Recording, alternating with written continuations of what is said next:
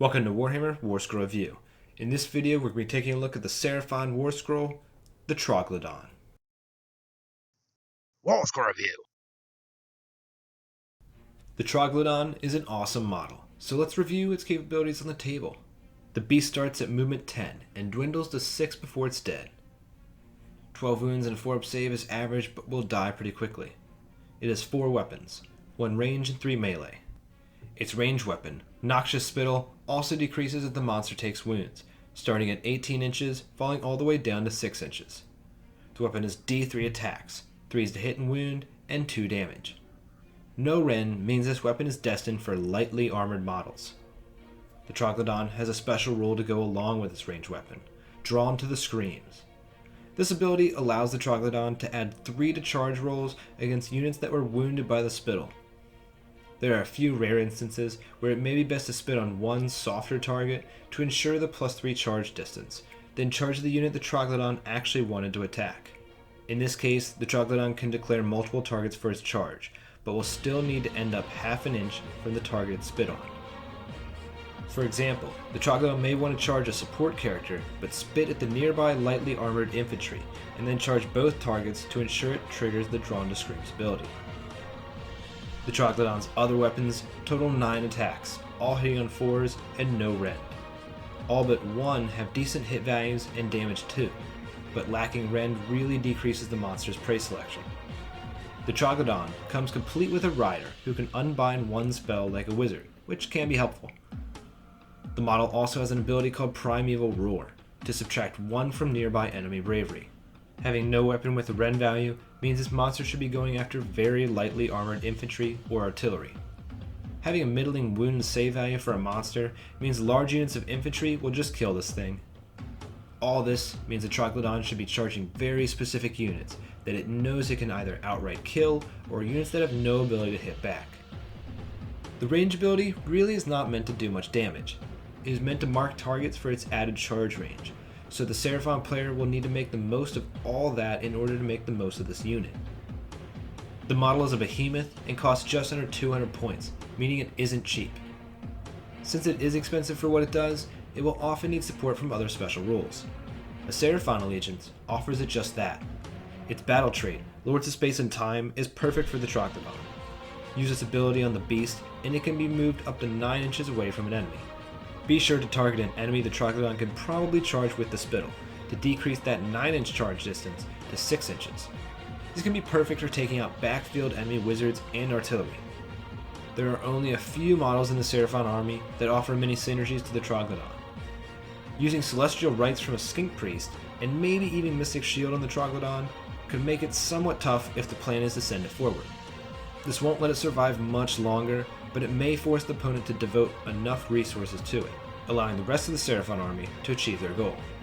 Celestial Rites would even have the bonus allowing the model to reroll charge rolls, making the charge after Lords of Space and Time much more likely. One of the results of the Slan Starmaster's Celestial Configuration ability would increase charge rolls by 1, further allowing the Troglodon to strike after Lords of Space and Time. Plus, the Troglodon can be used as the Slan's Arcane Vassal to cast spells through.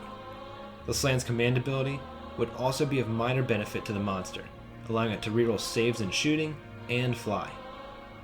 This ability, with a successful spite and correct configuration, would give the Troglodon an average flying charge distance of 11 inches, allowing it to even hit backfield characters. The Stegodon has an ability called Skink Alpha that would allow the Troglodon to move d6 inches in the hero phase and reroll to hit rolls of 1, possibly making the spittle more accurate. The Astrolith banner would also increase accuracy by allowing the model to reroll all hit rolls. The Troglodon's Primeval Roar is the other special rule Seraphon can really capitalize on. All Saurus units have Stardrake icons, which increase nearby enemy battleshock tests, and the Dread Saurian decreases enemy bravery by 2. All 3 powers combined, and the enemy would be testing with a -4 modifier for battleshock. Troglodon also pair well with their kit alternatives.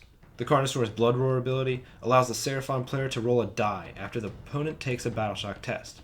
If they roll higher, D3 additional models flee from the opponent's unit.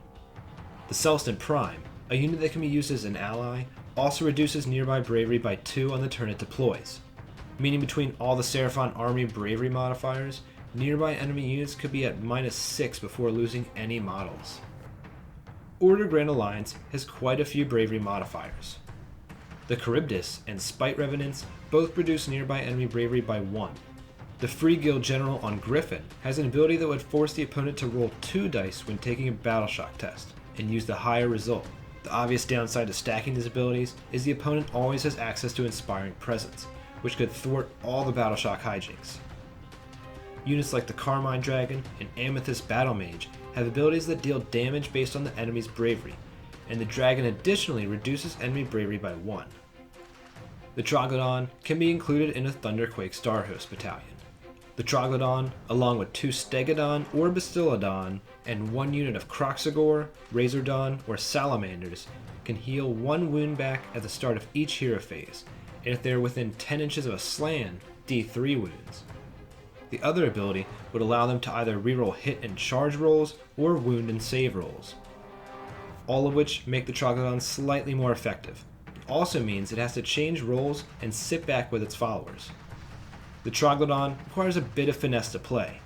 It can be somewhat rewarding at taking out support characters, but if the opponent is ready for it, they won't leave characters exposed. In this case, it is better thought of as a support character to offer another unbind and bravery reduction, until the opponent possibly leaves a gap for the Troglodon to use Lords of Space and Time. The Troglodon receives a 2 out of 5. It can deal out a bit of damage, but won't take much in return. In addition, its special abilities are a bit underwhelming and situational. What do you think of the Troglodon? What Warscrolls would you like to see reviewed? Let me know your thoughts and suggestions in the comments below, and thanks for watching.